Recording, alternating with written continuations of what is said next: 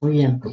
Pues hago una pequeña presentación primero de mí, de Cultus, y después haces tú la tuya.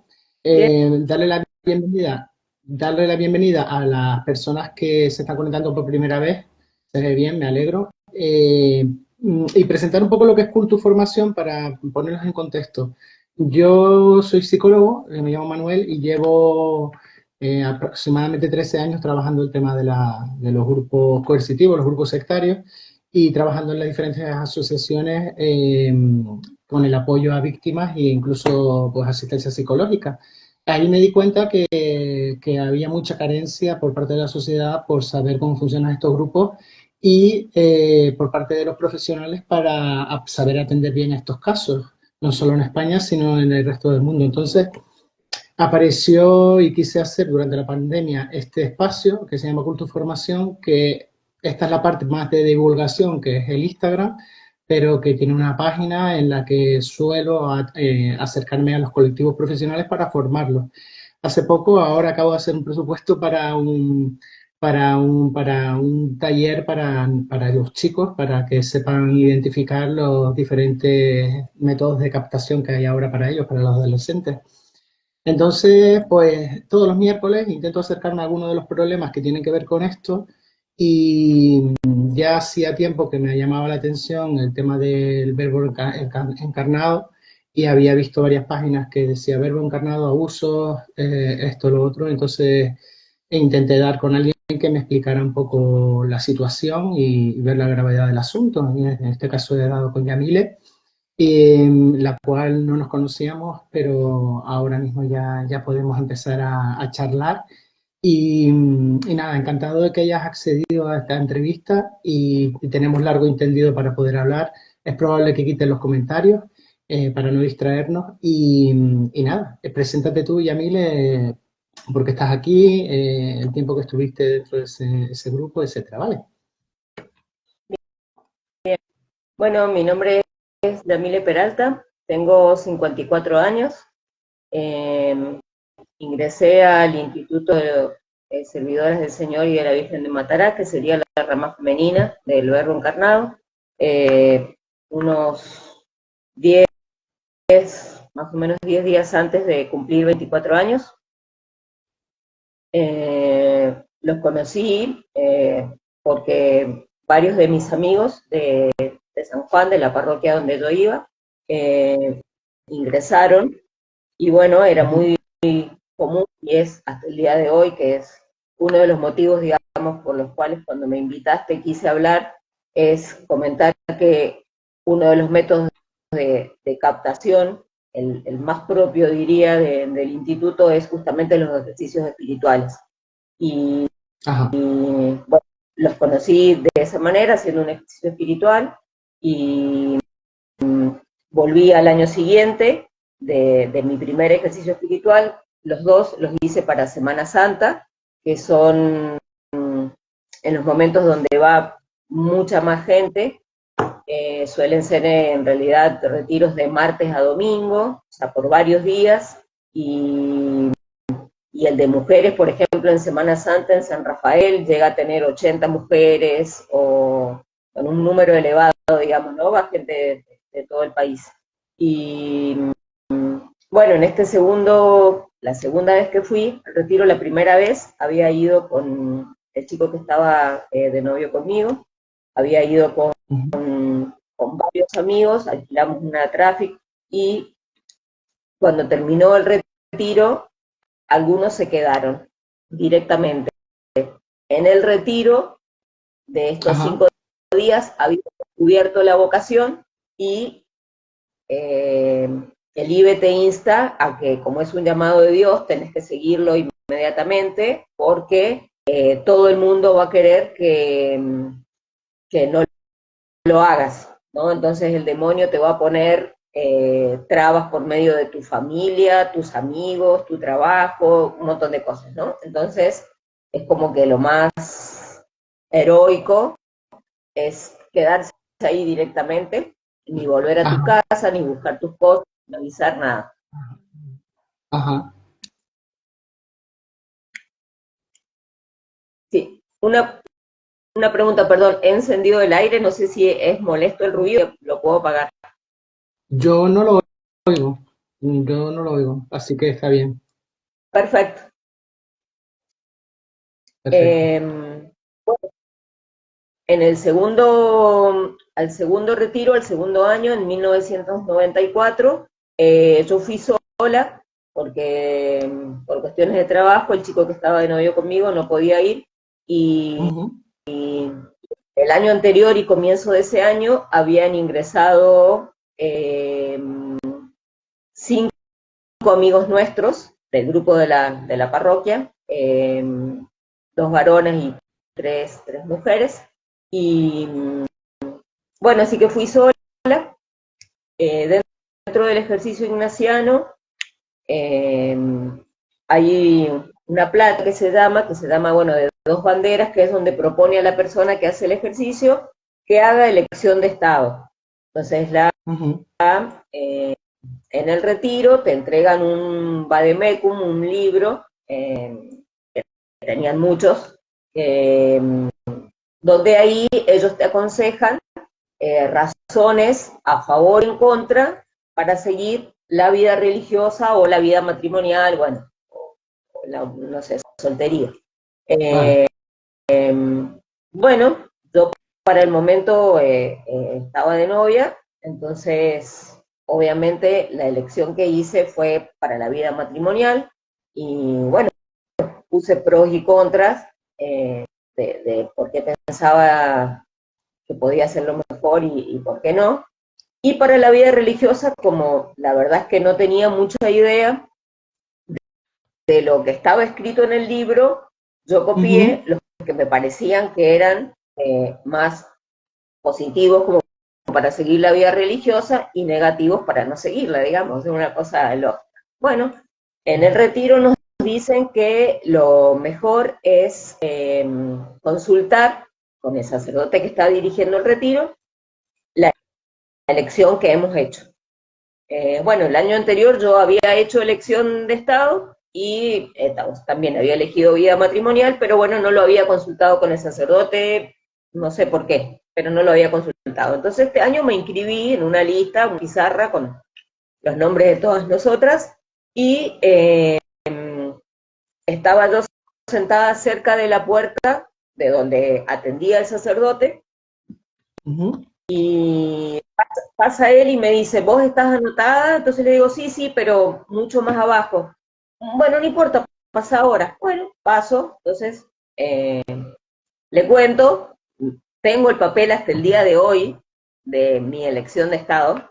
Le cuento que he ujú, elegido la vida matrimonial, entonces comenzamos a charlar y mientras él me va escuchando, me dice que yo leo pros y contras de los dos, vida religiosa, vida matrimonial, me dice, mira, esto nosotros no solemos hacerlo, pero tengo que decirte que aquí yo veo un claro llamado a la vida religiosa.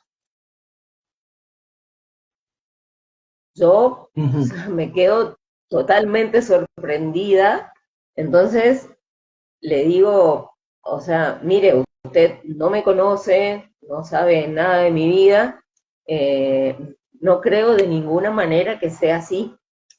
Entonces decido contarle acerca de mi vida. Vale.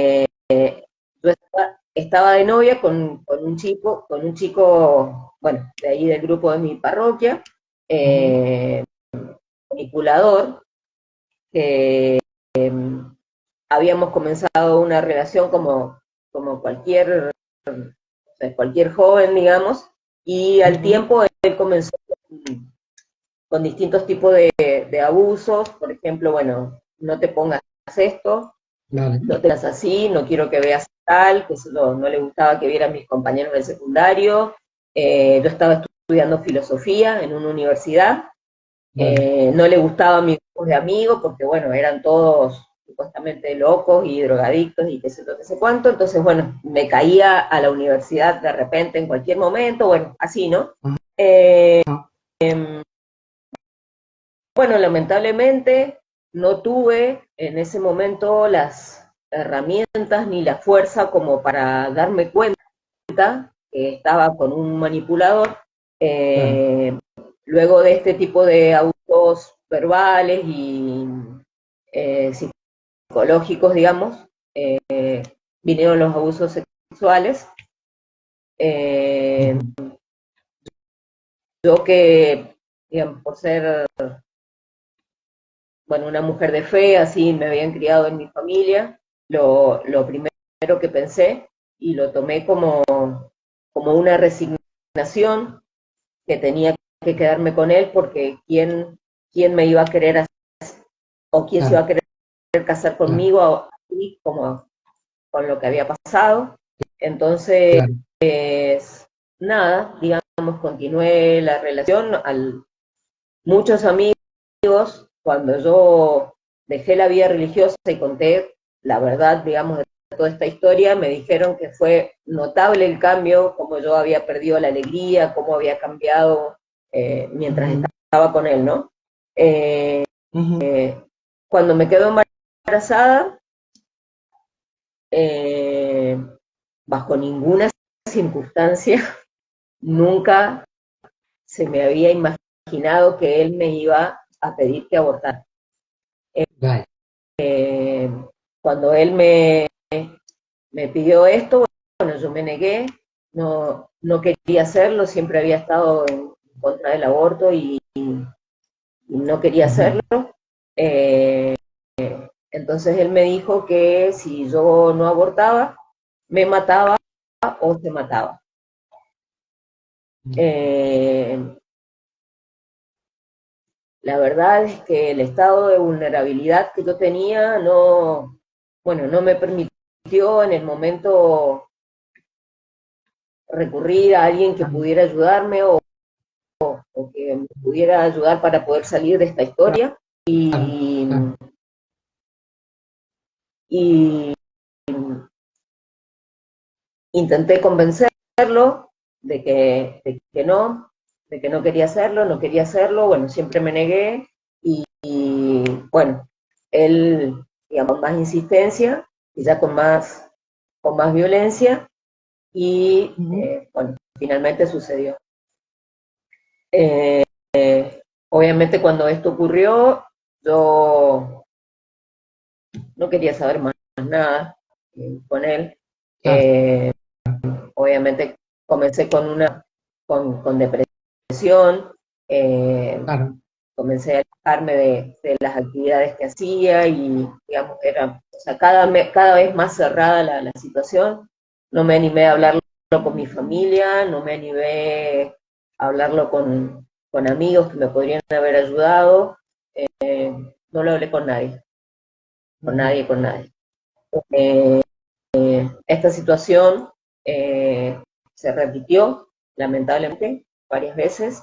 Eh, La Algunos de los situación abortos fueron, sí, de quedarte embarazada y tener que abortar, dice. sí, sí, sí, sí, sí. Bueno, y los abusos, digamos, o sea, Sí, claro, evidentemente claro, yo ya, o sea, no quería saber absolutamente más nada, pero bueno, no es que era consultada. ya, Eh, si él tenía ganas, se hacía y basta. ya, claro, claro, sí, sí, Y un maltrato. luego bueno, te contaba que algunos abortos fueron quirúrgicos, otros abortos fueron medicamentosos, o sea, con pastillas. Todo, Madre mía, absolutamente todo, lo averiguaba él. O sea, no sé cómo consiguió, o sea, nunca me lo dijo, nunca se lo pregunté, él directamente me dijo, mañana a tal hora tenemos que ir a tal lugar. O ahora averigüé para no ir a tal lugar, directamente podés tomar estas pastillas. Eh, que bueno, el famoso misoprostol que se toma ahora, ¿no? vale. Eh, yo cuando le cuento todo esto al sacerdote, eh, o sea, le digo que en realidad lo que quiero, o sea, es ser madre y eh, es mi gran deseo. Él me habla de la maternidad espiritual, que podría llegar a ser madre siendo religiosa, que Ajá, él veía un llamado para hacerla reparos propios y ajenos, que esta era la Ajá. posibilidad que tenía para poder salvar mi alma. Ujú. Pues yo, mientras él me hablaba, lloraba, lloraba, lloraba. Eh, Salí de ahí muy, muy confundida, porque Claro, hasta el momento siempre, toda mi vida, había tenido confianza en los sacerdotes. O sea, no podía ni imaginarme en ese momento que si alguien me claro, estaba diciendo eso, era porque quería, digamos, por manipulación, claro, sino porque claro, realmente claro. podía ser así. Entonces, Ningún tipo es como, ningún tipo bueno, llamado de Dios. de desconfianza. Ujú. eh, yo pensé, bueno, o sea, ciertamente lo que quería era llegar al cielo, estaba en una situación complicada porque estaba viviendo muy mal, eh, Claro, y, y bueno, esto como que, o sea, en su momento cerró, como, bueno, si es esto lo que me pide Dios, no es lo que a mí me parece, no es lo que yo quisiera, eh, ya. pero bueno, lo hago. Yo volví a mi ciudad, le comenté esta situación, lo que había pasado en el retiro y demás, a la persona que estaba de novio conmigo, y bueno, su primera reacción fue como, bueno, a Dios no me puedo oponer, si hubiera sido otro hombre lo golpeo, pero bueno, con él es más complicado, Ujú. y fue una semana como de descanso, que yo tuve como, bueno, mi idea era pensar y ver, digamos, cómo, qué hacía con esto, que me habían dicho. Claro. Pero bueno, nada, pasó una semana, nuevamente él se presentó por todos lados, por mi casa, por la universidad, ¿no? Como, digamos, otra vez marcando terreno, aquí estoy. Eh, yo, además del sacerdote con el que había hecho el ejercicio espiritual, había charlado con un sacerdote uno de los días, el penúltimo día, van muchos sacerdotes para que uno pueda hacer la confesión general, se llama, que confiesa todos los pecados de su vida. Vale, vale. Entonces, cuando yo voy con este sacerdote, eh, lo primero que le cuento es lo que me acababa de decir el otro, que él había visto en mi elección de Estado, una elección a la vida religiosa, bueno, y demás. Eh, Ujú. entonces él me dice, confirma esto, ¿no? Como, sí, sí, como no es posible, reparación de los pecados propios de ajenos, nuevamente el mismo discurso, entonces es como, o sea, Claro, para claro. mí es como que se reafirma, porque ya son dos personas que me dicen lo mismo, o sea, pero de ninguna manera yo podía ver en ese momento, digamos, esto, o sea, lo sistemático que es, ¿no? Lo No, sistémico, el modo de trabajar del verbo encarnado. no, Eh, no, eso es este, imposible de ver en ese momento. Ujú. este sacerdote con el segundo que hablo, eh, intercambiamos, digamos, teléfonos, yo le doy el teléfono de mi casa, él me da el teléfono de ahí del seminario donde él estaba, eh, Ujú. y me dijo, bueno, que podemos seguir en contacto, si yo quiero hacerle alguna consulta, si quiero ver, digamos, si me decido para ver cuándo voy a entrar y demás. Cuando yo le cuento a este sacerdote que también tenía cómo estaba compuesta mi familia, que somos 9 hermanos, 7 mujeres, 2 varones, él me dice Ujú. en ese momento, seguramente muchos de tus hermanos también van a ser religiosos y van a entrar. Bueno, yo la verdad que para el momento solamente una de mis hermanas había manifestado que cuando fuera más grande quería ser religiosa, pero las Ujú. demás, nada. Bueno, yo me vuelvo a San Juan, finalmente como que retomo este noviazgo a presión, digamos, mientras Vale. defino qué voy a hacer, y este sacerdote comienza a llamarme, entonces yo le voy contando lo que me va pasando, que, Ujú. o sea, que no me decido porque no lo veo claro, eh, que he vuelto con este chico, entonces él me dice, mirá, seguramente te va a volver a pasar lo mismo, o sea, salí de esa situación, bueno, y demás, vuelvo a quedar Mm. nuevamente embarazada, otra vez. vuelvo nuevamente a oponerme a hacer un aborto, vuelvo a insistir, Ujú. en su primer momento promete casarnos, ¿no? Que era como, digamos, hacía como 3 años que estábamos juntos, Sí, eh, y a los días cambia de idea y dice, no, no, no, esto, aborto, aborto, bueno. Eh, eh, Fue la vez que más me resistí, entonces vale. tuvimos que hacer un aborto quirúrgico por las semanas que yo tenía de embarazo. Ujú. Eh, Cuando salimos de ahí, eh, yo le dije que no lo quería volver a ver nunca más, que no me buscara, que no me llamara y que me daba lo mismo si él se moría o me mataba porque no quería verlo más. Vale. Eh, eh, este sacerdote estaba al tanto de esto, de que me estaban obligando, digamos, bajo amenaza de muerte a abortar, así que me llamaba, digamos, constantemente, bueno, primero insistiéndome con que no hiciera el aborto, después cuando ya había sucedido, con que me fuera a San Rafael.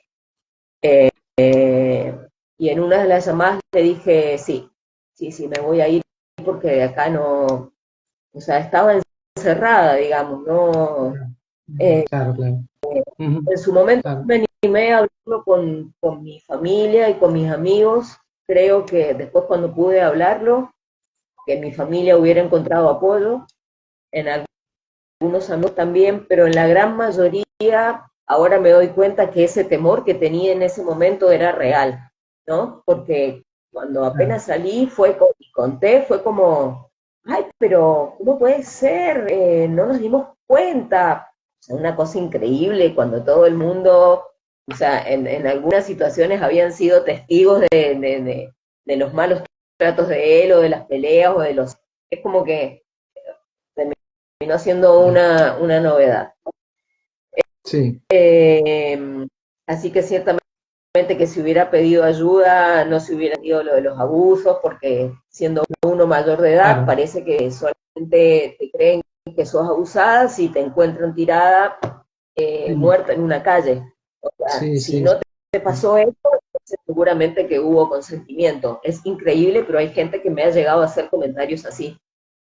sí, sí, sí. Y más en Eh, aquellas épocas. Mm. Me fui a San Rafael, primero estuve una semana haciendo nuevamente un ejercicio espiritual. Ujú. Eh, Propusieron eso, digamos, eran vacaciones de invierno, entonces me dijeron, bueno, mirá, si querés hacerlo, bueno, eh, con otro sacerdote más del IBE, digamos, exactamente el mismo manejo. Este sacerdote que me había llamado y que me había empezado en el primer retiro, me llevó un cilicio, que es para hacer penitencia, que es como un cinturón de metal de hierro de alambre, digamos que las puntas van para adentro, Ajá. eh, y una disciplina que es, digamos, un látigo con puntas tipo como el que le pegaron a Jesús, Sí, para que sí. durante el retiro aprovechara a hacer penitencias, entonces iba a ver con mayor claridad el llamado y lo que quería Dios de mí, sobre todo por, por los abortos para reparar el daño. Bueno, Ujú. volví después de esta semana, volví a mi casa y bueno, conté a mi familia, a mis amigos y a todo el mundo que me iba a ir a la vida religiosa. Obviamente mi madre sabia, que si bien no se opuso, pero bueno, lo primero que preguntó fue qué había pasado con el chico con el que yo estaba de novio, si estábamos en problemas, por qué esta decisión como un poco drástica, digamos, así muy de repente. Yo le dije, no, no, yo he visto, o sea, parece que no, pero bueno, Dios me llama a la vida religiosa y, y bueno, y estoy dispuesta a entregarme y bueno, y ese fue, digamos, como mi discurso a todo el Ujú. mundo y bueno, obviamente más de uno se sorprendió, muchísimas personas, bueno, claro, no te veo, no me parece, pero bueno, digamos, estamos con vos y podés irme a acompañar.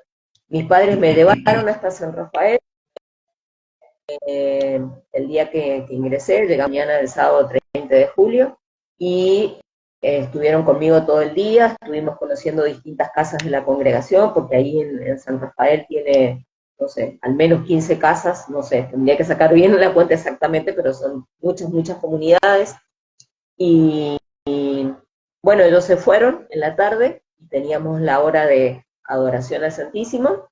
Yo me puse a rezar y a llorar. Fue llorar, llorar, llorar toda la hora.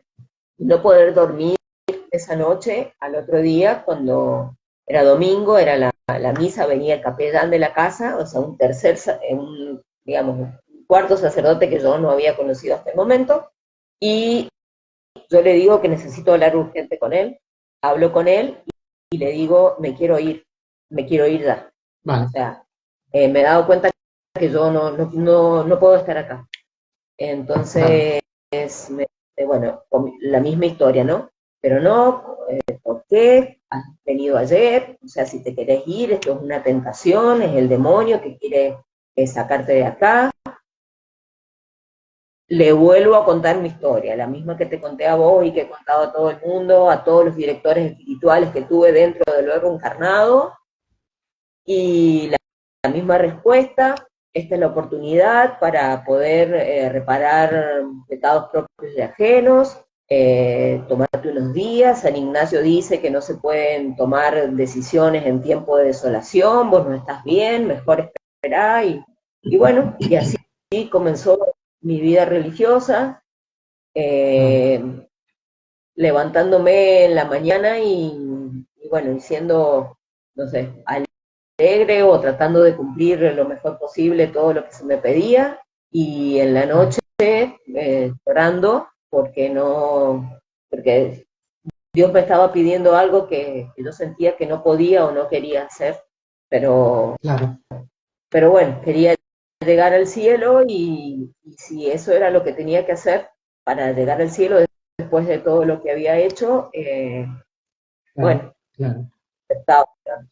Y así, bueno, fueron transcurriendo todos mis años en la vida religiosa. Estuve en San Rafael 2 años en el año del noviciado, los años de formación en el juniorado. Me enviaron a una casa de formación, al aspirantado, para ser bedel, sería ayudante de la superiora. ujú, Estuve ahí durante un año. Eh, bueno, en ese año, de hecho, conservo amigas hasta el día de hoy, que qué son bueno, religiosas, y otras que dejaron el aspirantado, que dejaron la vida religiosa después, pero bueno, eh, la verdad es que en todas las misiones en las que estuve conservo amigos hasta el día de hoy. qué Eh, bueno, así que bueno, ciertamente creo que es un signo que mientras fui religiosa traté de hacer lo mejor posible para Dios, y me tomé el oficio, digamos, en serio. ajá, Eh, Después de eso, después del año de ahí, fui a estudiar a Roma 2 años, a terminar, digamos, los estudios de filosofía, licenciatura de filosofía, mientras estaba en la Casa General como estudiante. Luego de esos 2 años bueno, en cada uno de los lugares que te voy a nombrar brevemente, tuve directores espirituales. Siempre todos fueron sacerdotes grandes, o sea, mayores que yo, vale, que habían sido o eran formadores o superiores. En Roma, por ejemplo, mi director espiritual fue, bueno, el padre Gonzalo Ruiz, que es un sacerdote bastante emblemático dentro del IBE, porque fue secretario muchos años de Vuela, y, y uno de los mayores encubridores, se podría decir, porque si hay alguien que estaba al tanto de todo lo que pasaba con Vuela y en el IBE, era él. Eh, ujú, a él. como abuela, en una visita, mientras yo estaba en Roma estudiando, en una visita de él, le conté mi historia, nuevamente volví a contar, o sea que son más o menos 20 sacerdotes del Verbo Encarnado que sabían mi historia de Claro. abortos, Oh, y esto de que yo no me sentía bien, que pensaba que lo mejor era salir y tratar de hacer otra cosa con mi vida, pero bueno, siempre la respuesta era la misma, que no me dejara influenciar por el demonio, que era una tentación, que era mi cruz, que lo ofreciera. Eh, Después de los 2 años en Roma, volví a San Rafael, estuve en la comunidad del colegio, también, bueno, fue uno de los mejores apostolados que tuve, porque bueno, el poder trabajar con jóvenes y poder tratar de transmitirles, sin poder decir abiertamente lo que me había pasado, pero bueno, de la importancia de la vida y qué sé yo, en el colegio creé un grupo de jóvenes pro vida, bueno, digamos, trataba siempre de inculcar o de enseñarlo, eh, claro, por lo que a mí me había pasado. Y, claro. y bueno, del colegio mantengo relación con profesoras, con exalumnas y demás. Mientras estaba en la comunidad del colegio, me ofrecieron ir a estudiar árabe a Medio Oriente. Bueno, Ujú. como mi familia por parte materna es árabe, siempre había pensado en la posibilidad de, como el instituto tiene misiones por todo el mundo, en la posibilidad de ir a misionar y me llamaba la atención aprender el árabe y demás.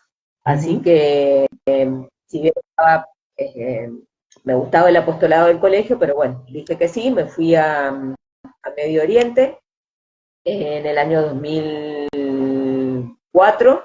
Eh, Apenas llegué a Egipto, que era donde iba a comenzar a funcionar la escuela de árabe Ajá. del instituto, de la familia del oro encarnado, digamos, me pidieron que me fuera a reemplazar a una hermana a Tierra Santa Vale. por un mes. Bueno, yo era verano, me llevé las cosas de verano. Esta religiosa después queda en el gobierno general y mi estadía en Tierra Santa se extendió por 8 meses. Durante Vale. estos 8 meses, al igual que como había sucedido en todas las otras misiones, yo planteaba que me quería ir, que quería volver a Argentina, que extrañaba a mi familia, que no me sentía bien en la vida religiosa. Terminaron esos 8 meses, me fui a Alejandría, hice los 2 años del estudio del árabe. Eh, Mi grupo con el cual comenzamos esta escuela éramos 3 religiosas y un sacerdote. Eh, Ninguno de ellos hoy es miembro, o sea, ninguno de los 4 continúa siendo religioso y o sea, ni el sacerdote ni las 3 que éramos religiosas. Dejamos Ujú. todos. Y esto se repite constantemente en muchas misiones también. Vale. Después de Vale. estos 2 años ahí, comencé la misión en Jordania y ya comencé a ver cosas que hasta el momento en las casas donde había estado en Argentina, o casas de formación, colegio y demás, no veía, no había visto y no sabía que sucedían. Por ejemplo, bueno, que en las eutropelias o en los momentos de distracción, digamos, Sí. no había filtro en el tipo de películas que se elegía, no había filtro en el tipo de música que se escuchaba, eh, se tomaba alcohol, digamos, cosas que, como te digo, en las casas de formación no se hacen porque, bueno, se entiende que el instituto sobre todo se presenta como muy ortodoxo y muy Ujú. eh, pegado a la liturgia tradicional y demás, pero bueno, acá digamos es como que se daban eh, Más estos, flexible todo. Mm. estos tipos de recreos y cuando uno preguntaba por qué sucedía esto o cómo es que se podía hacer y en otros lados no se hacía y demás. La respuesta es porque, bueno, la misión era muy difícil de por sí, porque viví en ese idioma, con esa cultura, con, bueno, musulmanes, con y demás, entonces se apoyaba todo tipo de cosas. Así es como te Vale. puedo contar que, por ejemplo, de la misión de Medio de Oriente salieron al menos 3 religiosas que mandaron a una casa que tiene el IBE en San Rafael, que le llaman residencia, que es una casa donde se van religiosos para, según ellos dicen, descansar y como retomar nuevamente la fuerza de la vida religiosa, pero después vos te enterás que van porque tienen problemas de, no sé, sacerdotes de pornografía, de mujeres, de alcohol. Ya. Después, bueno, también, en Medio Oriente yo conocí al menos 3 que tuvieron que ir a estas casas por problemas con el alcohol. Eh, Ujú. Cosas complicadas, digamos. O sea, gente que había entrado al convento muy joven, que tal vez en su vida había probado alcohol y terminó alcohólica dentro de un convento. O sea, Claro, cosas que no se hablan, claro, pero claro, suceden. claro. Y estuve, bueno, unos años en Jordania trabajando, también en un hogar de niñas, daba clases en un colegio, trabajaba con universitarios en la parroquia, más o menos los apostolados que hice en todos lados fueron siempre con jóvenes, secundarios, universitarios y, bueno, este tipo de trabajo. Y Ujú. desde ahí me pidieron ir a otra comunidad, al Cairo, que es en Egipto, para trabajar en un colegio, Cairo English School, que era un colegio de un cristiano, que nos dio lugar a religiosas para poder, así como se enseñaba Islam, porque es lo obligatorio, también que pudieran tener cristianismo, digamos, ¿no? Eh, Mientras estaba ahí en Egipto, en el año 2010 ya, o sea, ya, como ves, han pasado muchos, muchos años de mi vida religiosa dentro del IBE, repitiendo siempre lo mismo, cambiando de director espiritual y demás. Eh, Mi director de ese momento me dice, mira, va a venir un doctor de Argentina a ayudarnos a hacer un voluntariado porque, bueno, hay varios religiosos que, que necesitan ayuda.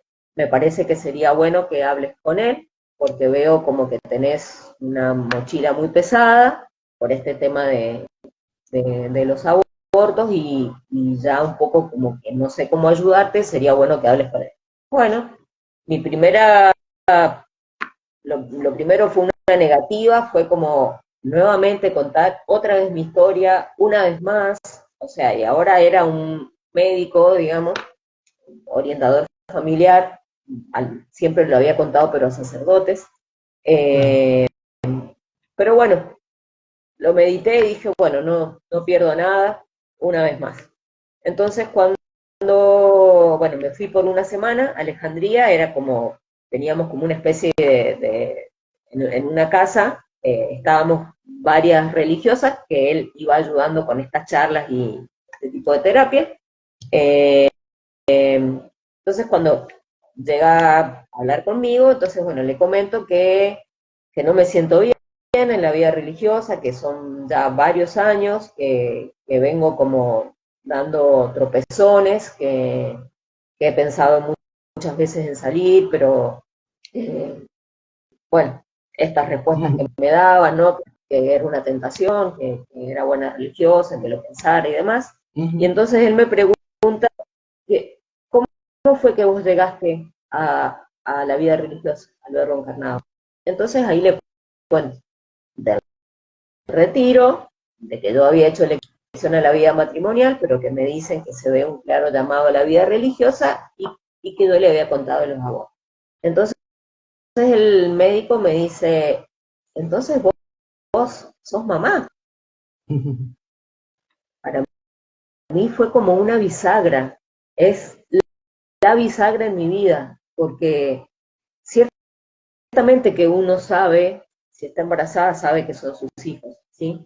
Pero claro, al haber permitido que los mataran, no me, no me permitía sentirme claro, madre. claro, 16 años que lo había hablado, ningún sacerdote me había hecho esa relación y claro. fue como, digamos, un mundo nuevo. Entonces nos pusimos a hablar de esto, dejamos de lado la vida religiosa, comenzamos a hablar del tema de los abortos, él sin tener una capacitación específica, pero me fue ayudando a hacer un acompañamiento post-aborto. Ujú. Entonces, bueno, en primer lugar, hacer cartas de enojo por lo que había pasado, por esta obligación y demás, después cartas de perdón a los que habían participado, después ponerle nombre a mis hijos, eh, los nombres, como no tenía las fechas, les puse nombres de santos como para poder relacionar una fecha en la cual poder celebrarlos.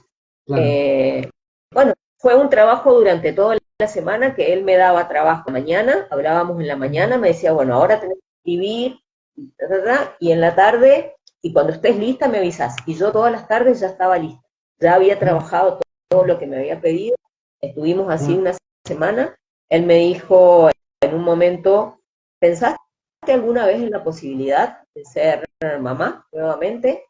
Y le dije Ujú. muchísimas veces, lo pensé Claro, muchísimas veces, claro, pero, pero bueno, ya ese año estaba por cumplir 40 años, eh, claro, ya a esta altura de mi vida, ¿qué voy a hacer? Si en ese momento había pensado que nadie me podía querer, ¿quién me va a querer ahora que encima soy ex monja? O sea, digamos, no. Eh, entonces él me claro. continuamos los últimos días tratando esto, ¿no? De que tenía que repensar esto, de que si mi vocación era verdaderamente la vida religiosa o si yo pensaba que, que tenía vocación Claro. a la maternidad.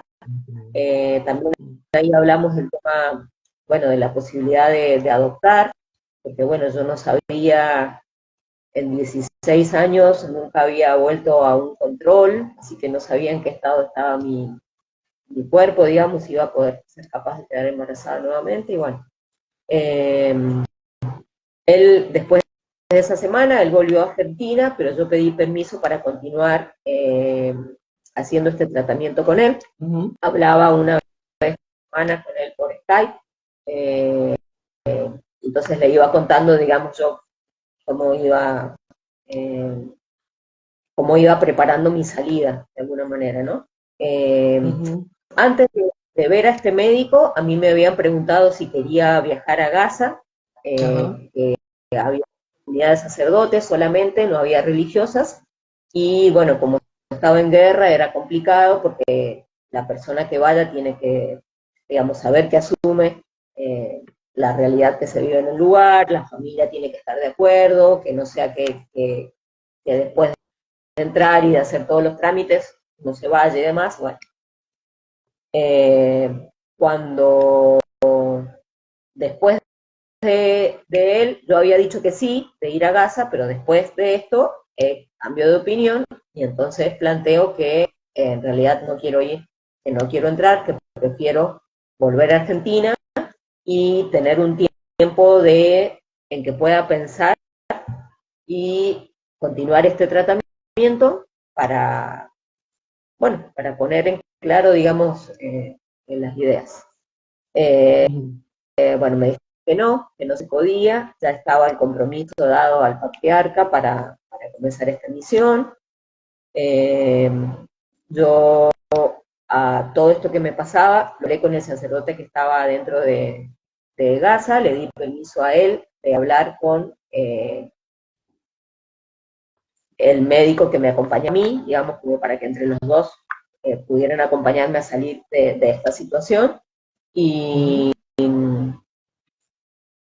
y bueno, yo, digamos, o sea, él entré en octubre del 2010 pero desde el momento que entré, él ya sabía que yo, en cuanto pudiera, me iba definitivamente, no solo de Gaza, sino dejaba la vida religiosa, eso lo tenía muy claro. Y le detectaron cáncer terminal a mi mamá. En ese momento éramos 5 hermanas que éramos religiosas y estábamos todas en Medio Oriente. Una era superiora de la comunidad de Siria, 2 estaba en Gaza y 3 estaban estudiando árabe en Alejandría. Eh, bueno, en Siria todavía no estaba la guerra, pero estaban en una situación, el comienzo, digamos, de las situaciones complicadas. Entonces, yo me ofrecí para venir a Argentina a cuidar a mi mamá, ya sabiendo que era mi posibilidad de salir. Esto yo se lo dije abiertamente al sacerdote que era mi director espiritual, le dije, me voy, pero no voy a volver más. Claro. Así que bueno, eso igual que todos los pasos que iba haciendo dentro de la vida religiosa, porque bueno, cuando yo salí, obviamente, digamos que lo primero que se comentó puertas adentro del instituto, que es algo que se suele hacer siempre, absolutamente, con todo el que sale, lo primero que se dice es una pena porque se lo trató de ayudar, pero no entró en Ya. razones, bueno, estaba mal, bueno, de mí se dijo en concreto, yo había entrado en contacto con quien había sido mi, mi primer novio en el secundario, Ajá. que había permanecido en contacto con él, tanto con él como con todos mis compañeros de secundario, eso pueden, ellos mismos son testigos porque tienen cartas mías, recibían llamados míos para sus cumpleaños o lo que fuera, los tenía de contacto también en Skype y demás. Bueno, yo había pensado el contacto con él, entonces, bueno, sí, se difundió que yo ya había salido arreglada con él, que íbamos a estar juntos, y bueno, eso entre algunas cosas, digamos, que se suponen que son del fuero íntimo, que lo saben las superioras, pero que sin embargo, cuando quieren dejarte mal, se lo cuentan absolutamente a todo el mundo, Ujú. así que bueno, ya supe, digamos, de primera mano que se relató que yo en realidad me había ido por alguien y todo lo demás quedó Ya, simplemente ahí. Cuando ya. llegué a Argentina, le comenté a mis padres la verdad es que eh, no entendían mucho, porque bueno, ya iba para 17 años que estaba en la vida religiosa, ya 4 de mis hermanas eran también religiosas, ya todas tenían votos perpetuos para ese momento, pero bueno, mi madre muy sabia y muy simple me dijo, si no es lo tuyo, si no lo vas a hacer bien, eh, deja la vida religiosa. Y bueno, ahí comenzó mi calvario en Argentina para poder salir. O sea, empecé a recibir llamadas de la superiora general, del sacerdote que me había propuesto que yo hablara con este médico. Me llegaban mail de amigas religiosas.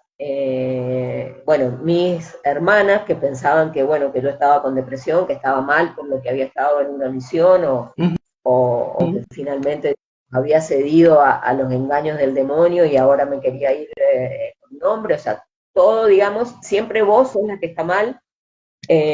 Ujú. Me pudieron ir a San Rafael y pasar, lo primero que me ofrecieron fue ir a la residencia y dije, no, ahí no voy a ir, tengo claro que quiero salir y quiero salir. Claro. Me pidieron ir al monasterio en San Rafael y dije que bueno, porque la verdad es que quería un lugar para para estar en paz y no recibir ninguna presión. Un lugar donde Ujú. decido finalmente irme y lo voy a hacer y ya está. Vale. Eh, me habían pedido que estuviera un mes, cuando llegué al día 15, que había ido a visitarme quien había sido mi director espiritual en Argentina, que era el el que había sido capellán del noviciado cuando yo entré y que me quise ir. Él me fue a ver dos o tres veces al monasterio y yo dije, no, esto no va más. Así que me presenté ante la provincial y le dije, quiero que sepas que me voy a ir. Para peor, mis padres se habían ido a vivir a San Rafael, que es algo también muy típico de esta familia religiosa, que no solo captan hijos, sino padres, familias, tíos, abuelos, todo el mundo. Cuando habían ingresado mis dos hermanos menores, mis padres se fueron a San Rafael. Entonces, cuando yo viajé a San Rafael, estaba quedada en la casa de mis padres, que quedaba cerca del monasterio, y bueno, me cruzaba con muchas personas, entonces fui a la provincial y le dije, me voy a ir de acá. Ya había arreglado con una de mis hermanas que vive en la provincia de Argentina, que es casada. Me voy a ir a la casa de ella porque no quiero cruzarme con nadie más del IBE, ni nadie que siga comentando o que siga intentando influenciar. Ajá. Y bueno, me puse que hablara con la vicaria general, que justo estaba de visita, y le dije no. Cuando yo estaba en Gaza, pedí hablar con ella, porque ella era la encargada de la misión de Gaza, para decirle que no quería entrar, y no me llamó nunca. Ahora ya no quiero hablar, me voy. Solamente me pidieron que fuera hasta la terminal con hábito, por si alguien me llegaba a ver por la calle, que tratara de que no me vieran, que me iba, ¿no? O sea, cosas increíbles. Sí. Y bueno, hice así, tal cual, me fui. Qué Y, bueno. y bueno, mis últimas palabras fueron eso: si ustedes me dan los papeles, firmando la dispensa, me da igual si me los dan o no, yo ya no soy religiosa. O sea, porque bueno, lo primero que te dicen es, mirá, tendrías que esperar un año, porque como tenés votos perpetuos, tenés que esperar un año, y una vez que el obispo del lugar firme la autorización, vos te podés sacar el hábito y podés salir. Dije, no, o sea, 17 años de mi vida esperé, no, mándenme los papeles si quieren, y si no, no me los manden, no me importa. Me fui. Estuve, bueno, casi hasta fin de ese año viviendo con mi hermana en Córdoba. Ahí el que había sido mi primer novio, bueno, me empezó a visitar, me propuso que nos fuéramos a vivir juntos. Él había estado casado, así que estaba divorciado, estaba tramitando la nulidad matrimonial, y Ujú. bueno, ese es uno de los detalles, ¿no? Que a mí me llamó un sacerdote del Oro Encarnado para contarme que se había enterado que yo había salido, y que había preguntado en una reunión de curas por mí, que había pasado por mí, y que le habían contado, no sabes, encima se fue con un divorciado, se juntó, o sea, ¿no? Porque claro, ellos son los honrados, ¿no? Uno es la Ujú. que actúa mal, o sea, no solo dejé la vida religiosa, sino que me fui en pecado porque me junté con un hombre. Claro. Eh, Nosotros eso lo hablamos, obviamente yo quería casarme, porque creo en los sacramentos y creo en la iglesia, a pesar de conocer gente como lo que conocí en estos que se llaman iglesia y no lo son. Ujú. Y, pero bueno, queríamos darnos la posibilidad de ser padres. Él, cuando había estado casado, no había tenido hijos, y, y bueno, fue la primera persona que le conté todo. Le dije, Ajá. cuando él me ofreció irnos a vivir juntos y demás, yo le dije, bueno, quiero que sepas que yo tengo hijos. Le conté mi historia. Él se ofreció a ser padre de estos hijos, que Qué su bueno. padre los había negado, digamos. Y, y bueno, nos fuimos a vivir juntos, nos quedamos embarazados 2 veces. Las 2 veces en el primer trimestre perdimos los, los bebés. Me Ya. hice todo tipo de estudios, y bueno, una de las razones que me dijeron podría haber sido por los abortos que Claro. me había realizado, que Ya. las secuelas que que dejan, y también ya por la edad, porque ya tenía 41 años cuando nos fuimos a vivir juntos, entonces eh, podía ser que ya mi cuerpo no estaba preparado para ser mamá. Y bueno, hicimos el duelo de nuestros hijos, y en el 2014 nos anotamos para adoptar. En el 2015 nos salió a la vez, salió la nulidad matrimonial de él, inmediatamente pusimos fecha de matrimonio, y cuando estábamos con los preparativos del matrimonio nos llamaron de un juzgado por un grupo de hermanos, 3 hermanos, de 5, 7 y 9 años. Bueno, dijimos sí, así que nuestros hijos estuvieron presentes en nuestro casamiento, Bueno, y bueno, al año cuando fuimos a firmar la adopción plena de nuestros hijos más grandes, nos contaron que habían 2 más, así que dijimos, bueno, vamos a ser papás de 2 más, y adoptamos mellizos, nena y varón, así que bueno, así son nuestros qué 5 hijos. bueno. Y bueno, en el 2015, cuando salieron a la luz los abusos de Vuela, si bien yo seguía en contacto medianamente con el instituto, porque todavía mis hermanas, 4 de mis hermanas estaban adentro, hoy en día queda solo una adentro, las otras 3 salieron en distintos momentos, y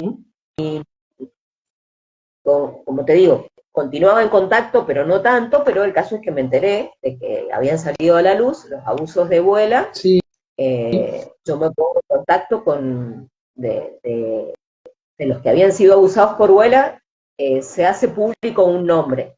Entonces me ajá. pongo en contacto con la familia de los padres de este sacerdote, les pido el teléfono de su hijo, hablo con su hijo, le pregunto si esto es así, digamos, bueno, me comenta todo y demás, me dice que sí, me cuenta brevemente, digamos, sin detalles la historia, y entonces, bueno, yo ahí comienzo a hablar con mis hermanas y les digo, o sea, se dan cuenta, no solo hay acá abuso por manipulación psicológico, emocional, físico, porque no hemos hablado y creo que no da tiempo, sería para mucho más hablar Ah, todos los que se enferman, todos los jóvenes que se sí, sí, enferman con enfermedades gravísimas que han fallecido. sí, sí, Eh, sí.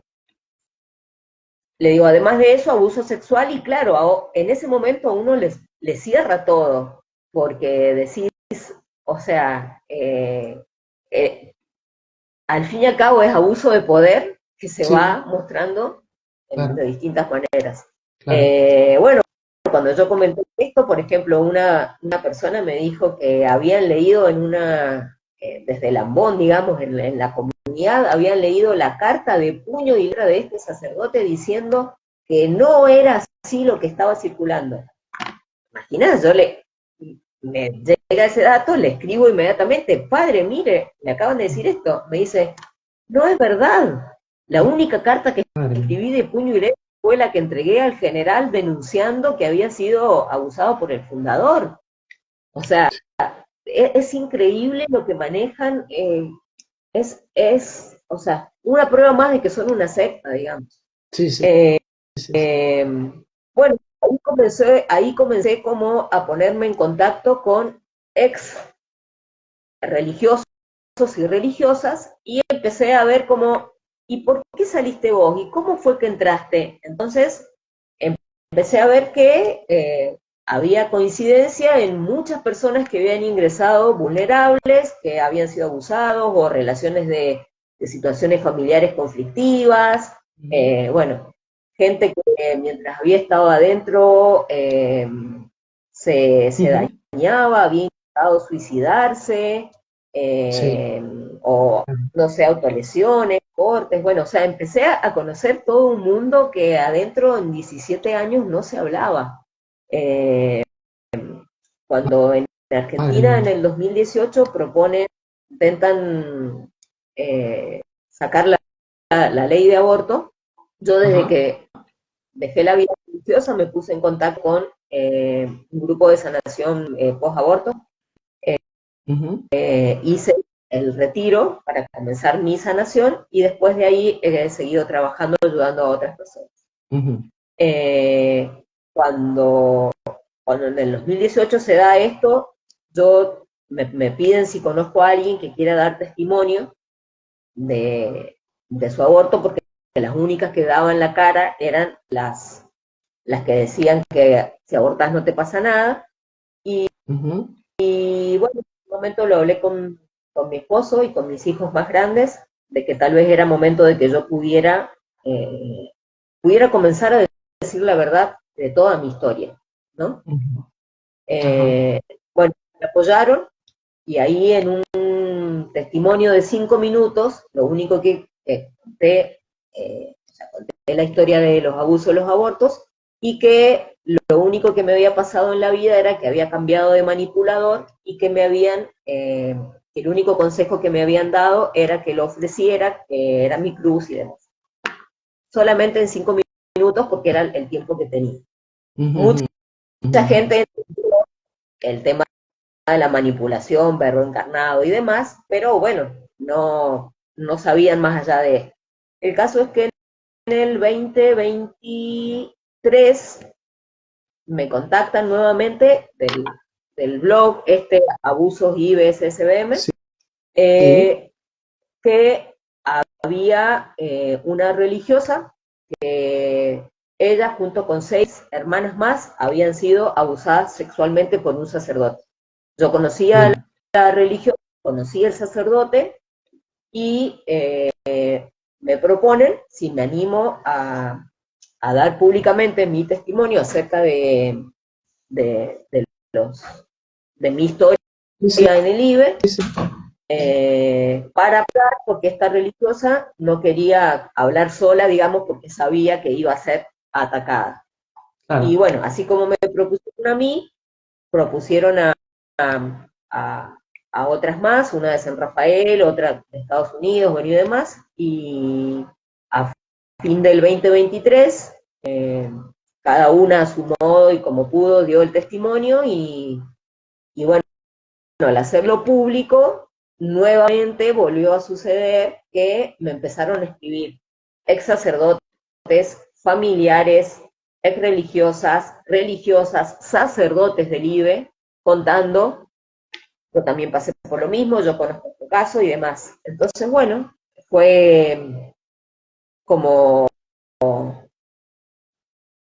a todos los que escribían darles ánimo y decirles, acérquense al obispo de su lugar, decídanse a escribir, y bueno, es así como se ha ido haciendo público todo esto, ¿no? Ah, y no te conté que yo había escrito, después de saber de los abusos de mi abuela y demás, que al menos se sabía de 12 casos, que eran algunos desde el comienzo del instituto hasta del 2012-13, que era como el último, el más conocido. Decidí escribir también a la SIGBA, y que es, bueno, se me fue el nombre, el instituto, digamos, que está encargado de las vocaciones religiosas, de la vida consagrada, digamos, dentro del Vaticano, el dicasterio, perdón. Sí.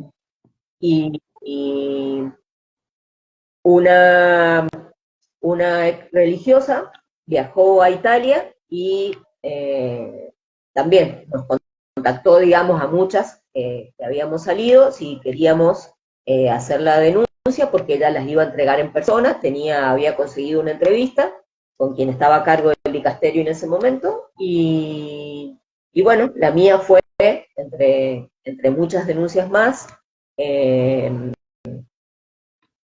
eso fue en el año 2019.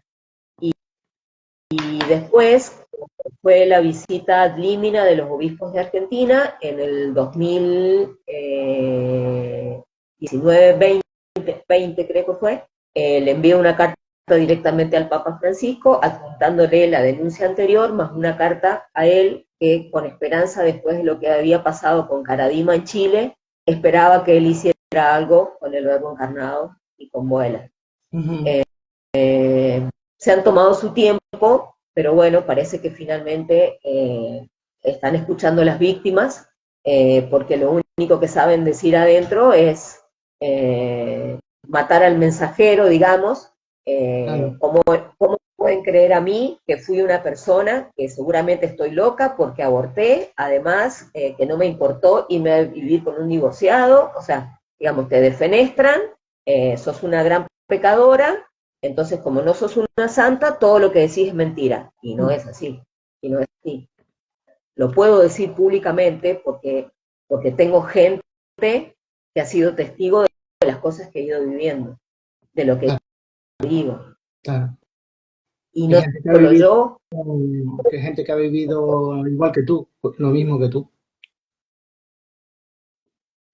cientos de ex religiosas, cientos de, digamos, encima con las ex religiosas es muchísimo más difícil sacar un porcentaje y demás, porque en el instituto se estila que se cambien el nombre. Entonces, Claro, yo de religiosa, por ejemplo, me llamaba María Clemens. Y hay gente que vos le decís Camila Peralta y no sabe quién es. No sabe quién es porque nunca conocieron mi nombre. En cambio, si claro, decís ex María Clemens, ah, sí, la que estaba, y te van a dar referencia de donde yo estuve y demás. claro, claro, Eh, entonces, yo he vivido con muchas religiosas de las que no sé el apellido, por ejemplo, y claro, solamente, por ejemplo, no sé, puede ser que sabía que se llamaba Laura, pero al no saber su apellido, después no la puedes contactar o no sabes. Eh, Así, digamos, por ejemplo, yo fui la tercera que usó el nombre de Clemens, supongo que después de mí le habrán puesto alguna más, y ajá, así se repite con un montón de nombres de todas las que han salido y demás. claro, Entonces es muy difícil hacer un listado completo de las casi 1000, digamos, que han entrado y han salido. Pero claro, de los sacerdotes es más fácil porque por la ordenación sacerdotal quedan registrados, digamos, en diócesis y demás.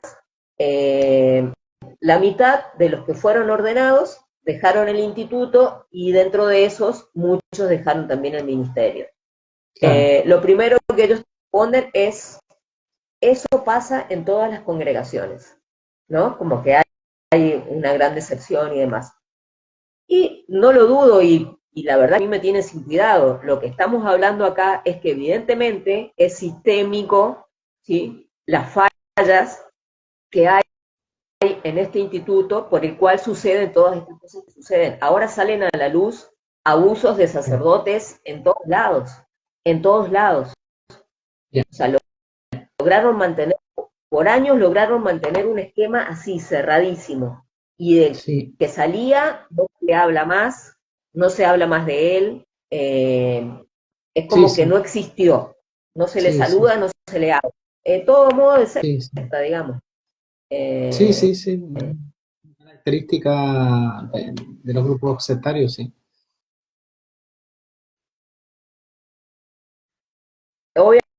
Emilia, Obviamente que esto, a ver, qué sé yo, hay gente que, no sé, cuestiona, porque bueno, algunos que han salido, por ejemplo, han pedido un resarcimiento económico.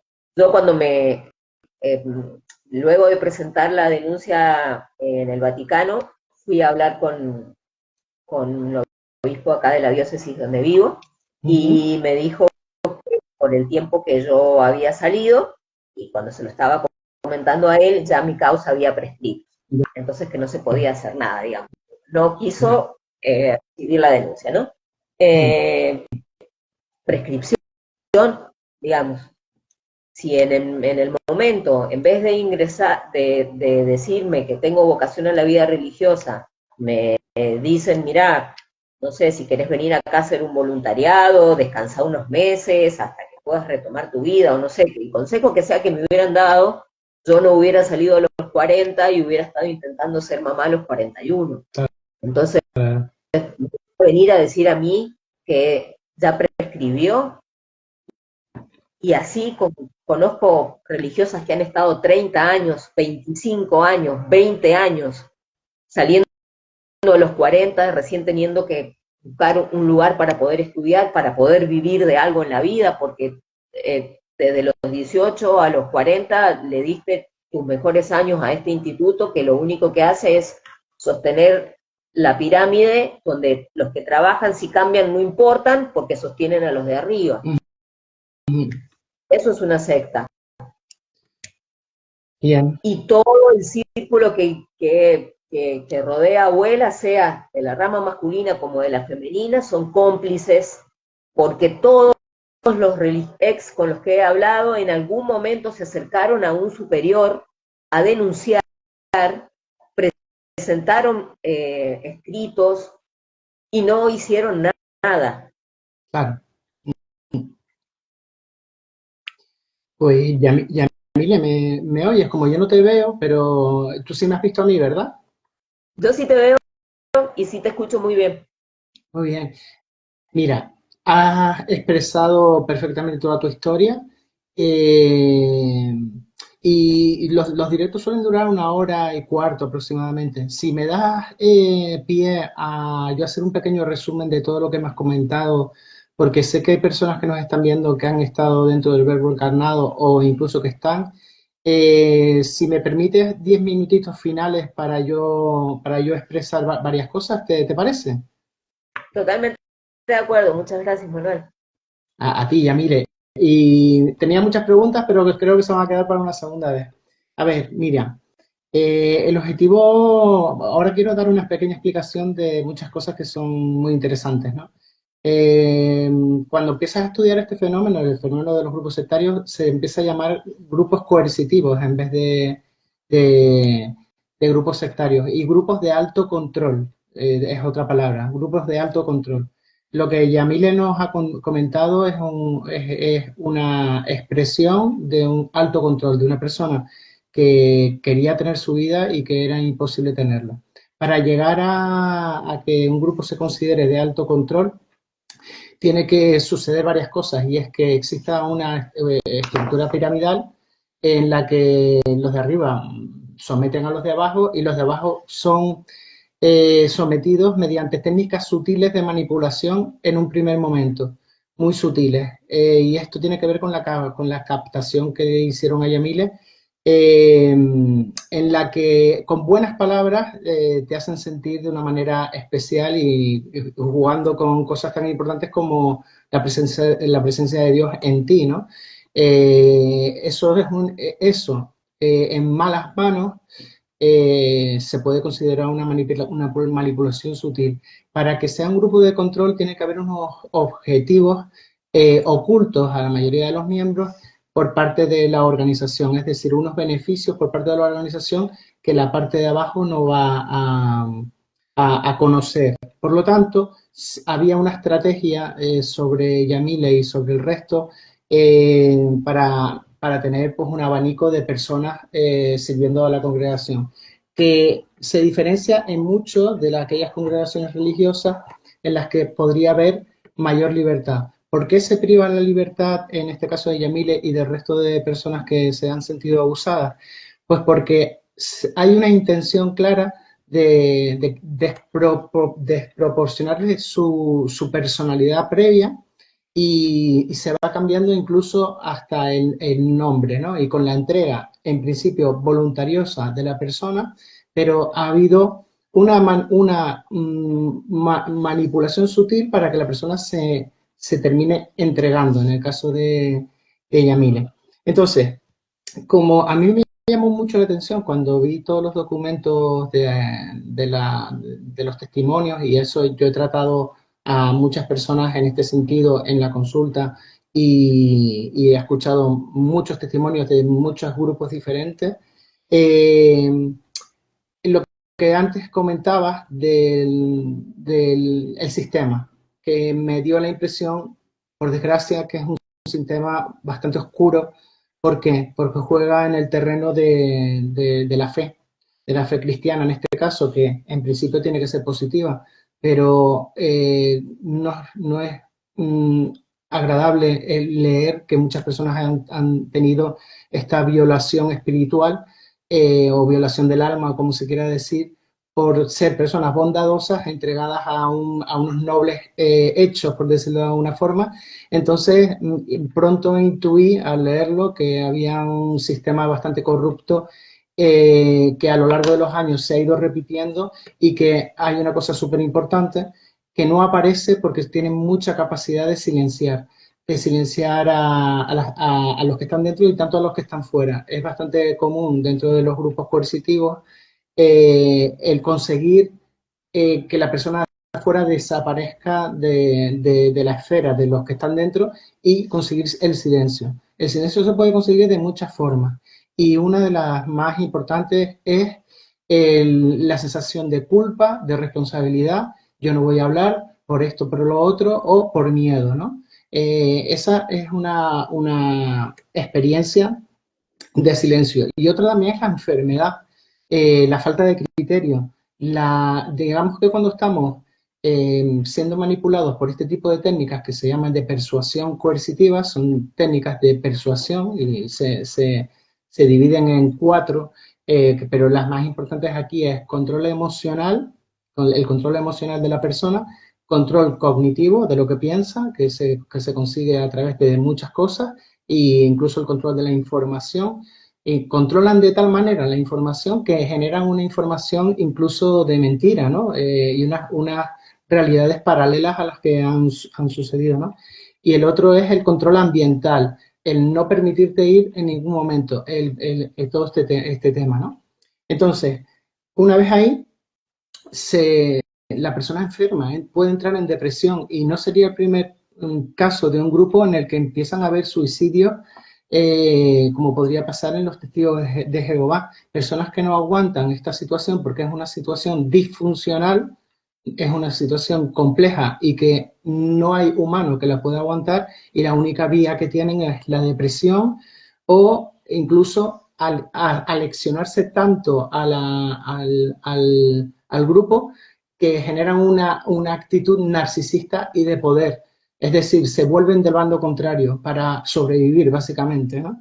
Entonces, mmm, esto lo digo un poco para orientar a grandes rasgos lo que has dicho, de cosas que pasan. Yo también podría estar analizando todo lo que me has comentado durante un buen rato, pero un buen rato largo, y tener una conversación más entre los dos, ¿no? Yamila, pero tampoco quiero prolongar demasiado este directo, si acaso hacer otro más adelante, si te parece. Y, y bueno, lo que sí te quiero hacer una última pregunta, Yamila, y es, ¿por qué está saliendo tanta gente? Y segunda, ¿cómo está entrando la gente ahora mismo en estas dos congregaciones o grupos y tal? Primero, ¿por qué está saliendo? Es decir, ¿han escuchado, han visto todo el tema de los abusos, han visto las labores que ustedes están haciendo o ya llevan tantos años con el peso de la conciencia de lo que han visto, de lo que han escuchado y se van? Eh, y después, ¿cómo está funcionando el grupo ahora para prevenir a las personas que no lo conozcan o lo que fuera? ¿Sigues ahí?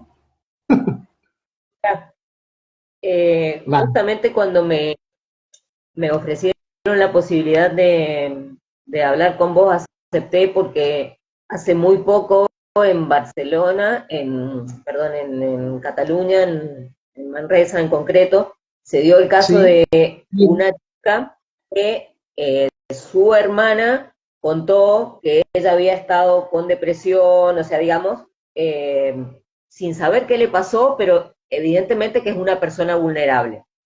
Entró en sí. contacto con el IBE, hace un retiro espiritual y decide inmediatamente dejar su trabajo, vender su auto, entregar la casa, todos los bienes y se Madre van mía, a visitar. O sea, madre mía. es exactamente la historia, digamos. Yo no sé qué le pasó a ella, por lo cual estaba con depresión, ¿sí? Pero evidentemente que es una persona vulnerable. Y lo mismo que hicieron acá por años, ahora lo están repitiendo en Europa, ¿no? Entonces, Vale. su, además de los ejercicios espirituales, que son misiones populares, campamentos de jóvenes, encuentros, congresos de jóvenes, y bueno, y entonces, Vale.